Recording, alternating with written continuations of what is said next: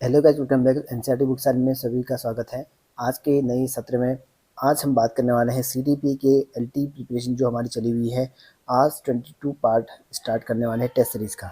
बहुत ही most important है, MCQs के तरह की, जो कि यूके से नए सिलेबस बेस पे पूछने वाला प्रश्न है।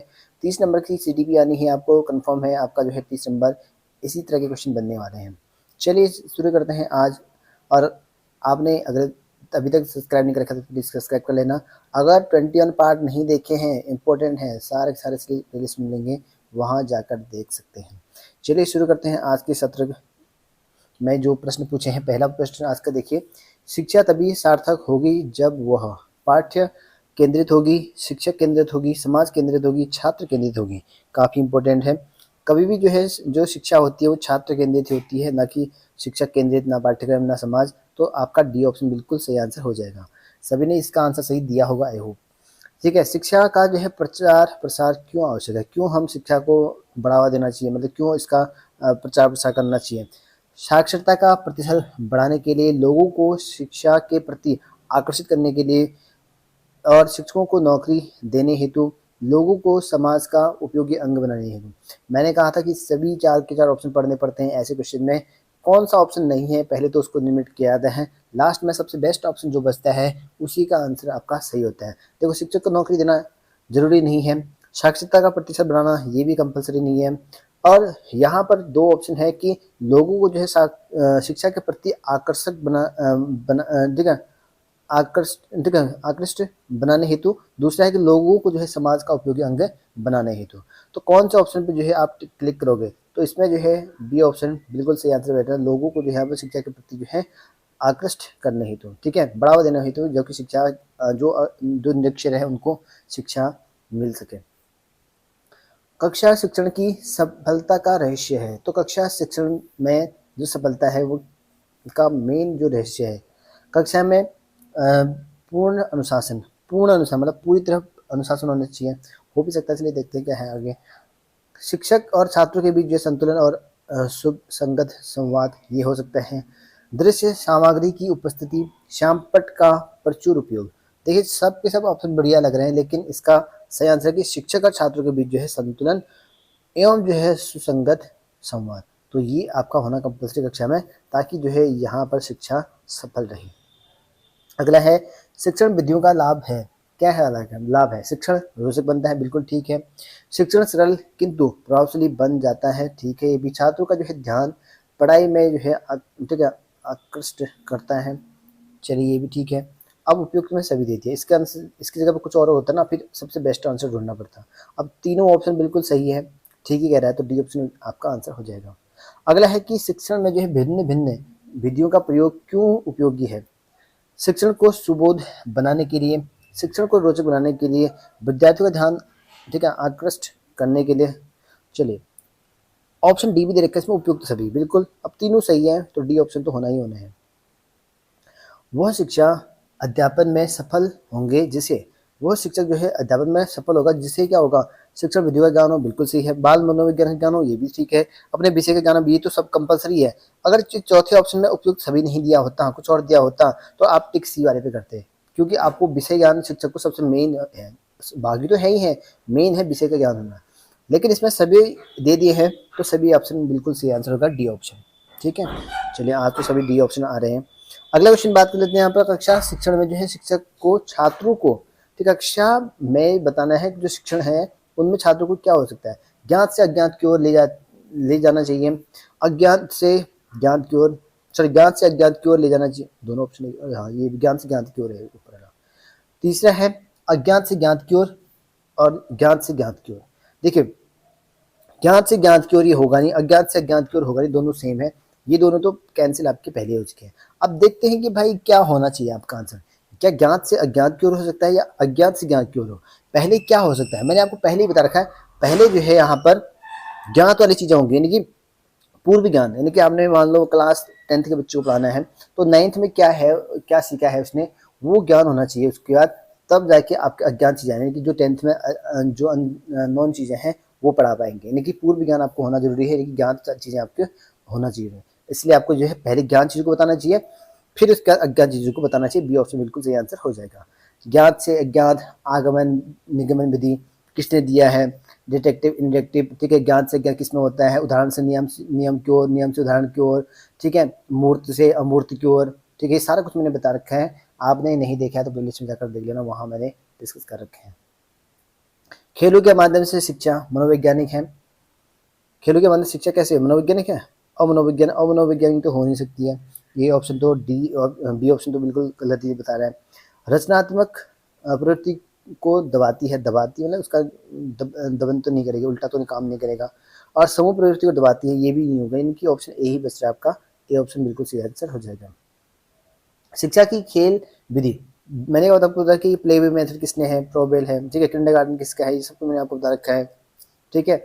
और जो भी ह्यूरिस्टिक विधि है, अनुवीक्षण विधि कहते हैं, या आपके प्ले वे मेथड है, ठीक है, रोल नाटक विधि है, सब कुछ मैंने आपको बता रखे हैं, वो अगर आपने देखा देखकर प्लेलिस्ट में आपको मिल जाएगा। तो खेल विधि का जो अर्थ है, इसमें अर्थ बताना है इसमें, ठीक है, चलिए अर्थ बताते हैं क्या है इसका अर्थ है। खेल क्रियाओं द्वारा यहाँ पर शिक्षा, ये हो सकता है, खेल क्रियाओं द्वारा यहाँ मनोरंजन, ये भी हो सकता है, खेल की शिक्षा, खेल की शिक्षा, ये कुछ अजीब लग रहा है इसमें, क्रियाशीलता पर जोर। चलिए अब देखिए कहाँ सबसे बेस्ट ऑप्शन, ये ऑप्शन तो हट गया है, ठीक है, सी ऑप्शन तो यहाँ पे हट चुका है।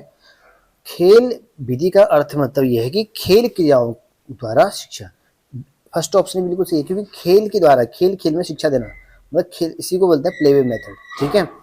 तो काफ़ी बुनियादी जो गांधी जी के है वो भी प्लेवे मेथड के आधार पर ही है, ठीक है, बहुत अच्छा है प्लेवे मेथड, तो आपको पढ़ना चाहिए इसके बारे में। ऑलरेडी मैंने डिटेल बता रखी है प्लेवे मेथड के बारे में, बहुत इन्फॉर्मेशन दे रखी है, आपने प्लेलिस्ट जाकर चेक करना है।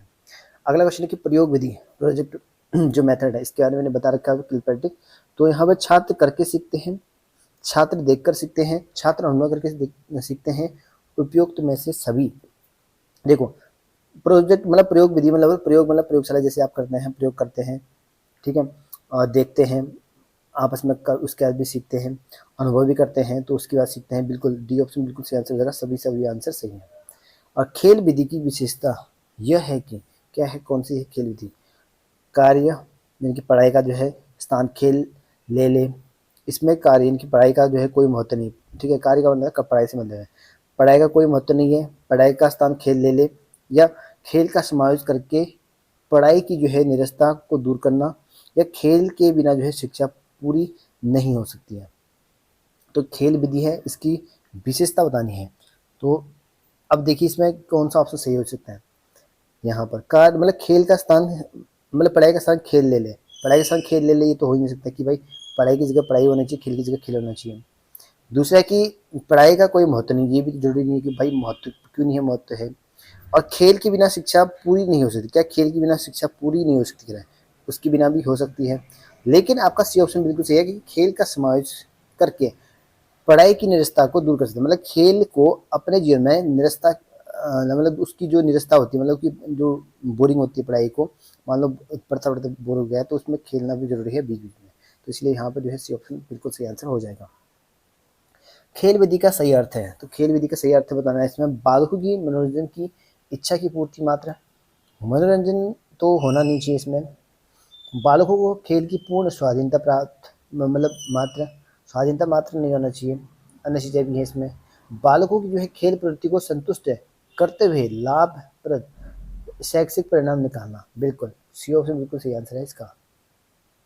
अगला है कि सामूहिक खेलों से छात्र को निम्न मतलब कौन सा जो है लाभ होता है, तो सामूहिक खेलों से जो है छात्र को कौन सा लाभ इसमें होने वाला है, काफ़ी इंपॉर्टेंट क्वेश्चन है।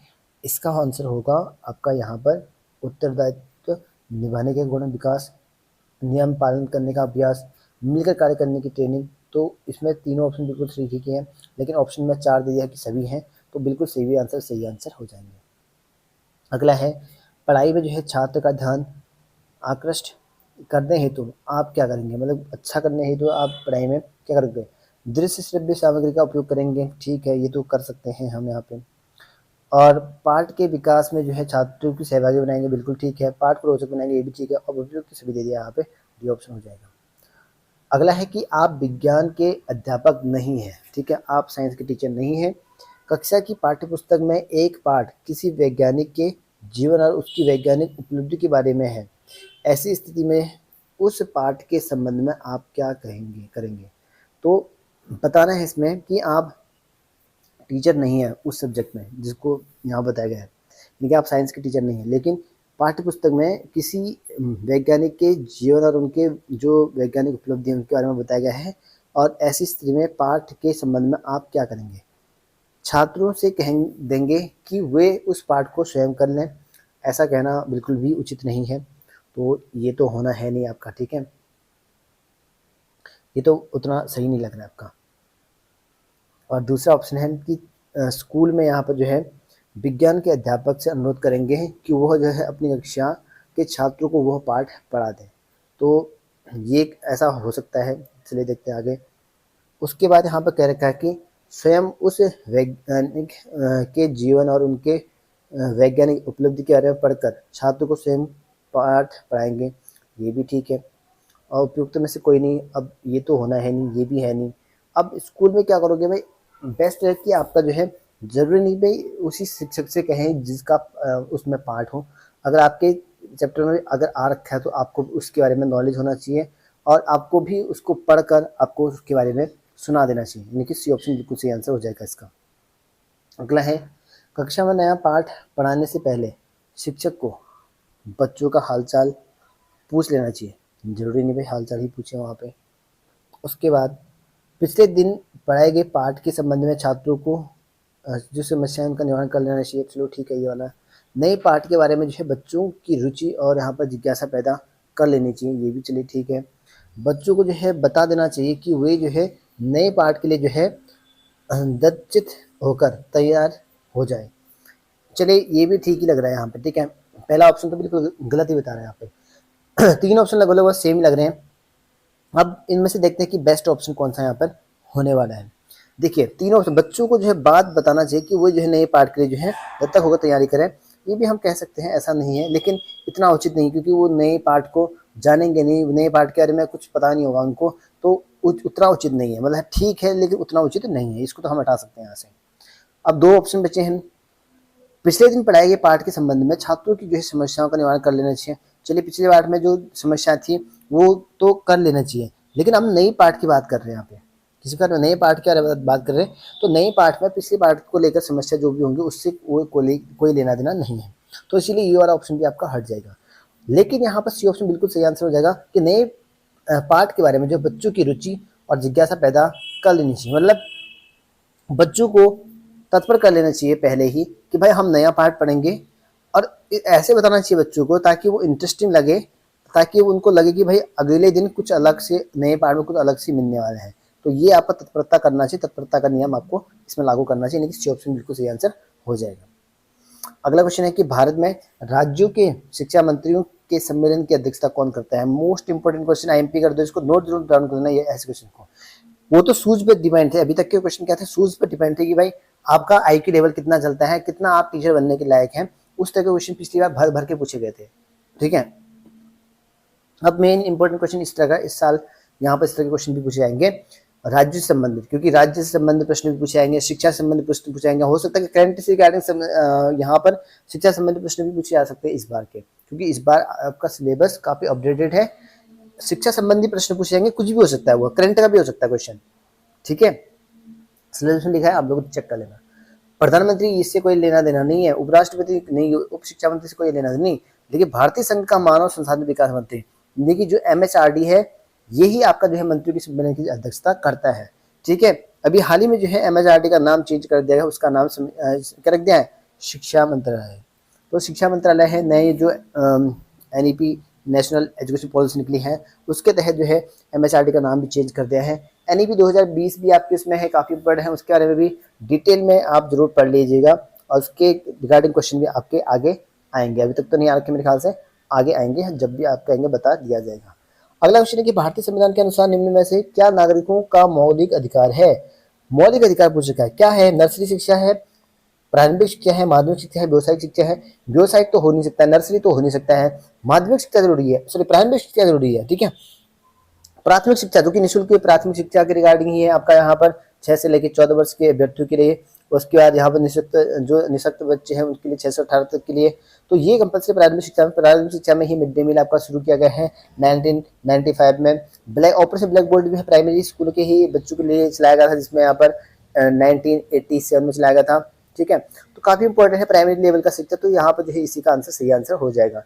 अगला क्वेश्चन है कि राष्ट्रीय शिक्षा नीति जारी करने का उत्तरदायी किसका है? तो राष्ट्रीय शिक्षा नीति कौन सा जाएगा? राज्य सरकार तो बिल्कुल करेंगे नहीं राष्ट्रीय शिक्षा नीति, नहीं कि एनपी की बात कर रहे हैं यहाँ पे। न्यू जो एजुकेशन राष्ट्रीय शिक्षा मतलब कि आपका जो है नेशनल एजुकेशन पॉलिसी होती है उसके बारे में। तो राष्ट्रीय शैक्षिक संस्था ये भी होगा, परीक्षा बोर्ड ये तो करेगा नहीं, और ये बचा है संघ सरकार, यानी कि जो है केंद्र सरकार इसी को जो है यहाँ पर जो है लागू करेगी, यानी कि ये ऑप्शन बिल्कुल सही आंसर हो जाएगा। इंपॉर्टेंट क्वेश्चन ये भी बहुत इंपॉर्टेंट है, भारत में जो है अंग्रेजी शिक्षा प्रारंभ करने का किसने समर्थन किया? समर्थन की बात करें, सबसे पहले जो है मैकाले के द्वारा किया गया था, आपको पता होना चाहिए, लेकिन यहाँ पर अंग्रेजी शिक्षा का जो समर्थन किया था राजा राम मोहन राय के द्वारा किया गया था। काफी इंपॉर्टेंट है, आप नोट डाउन जरूर कर लें इसको, ठीक है, राजा राम मोहन राय को। तो ये इंपॉर्टेंट हो चुका है, और ये आपका 20 क्वेश्चन कंप्लीट हो चुके हैं। कैसे लेके कमेंट करके बता देना।